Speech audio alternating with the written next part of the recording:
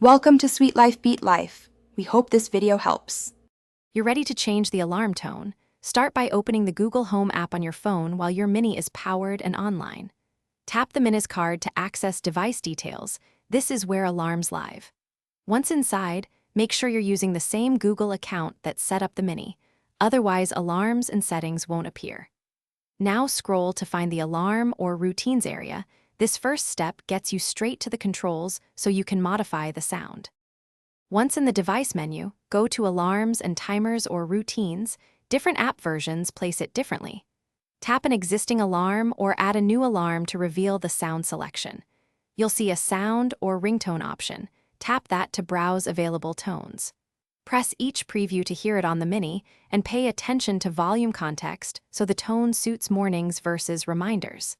If you want a custom tone, continue to the next step.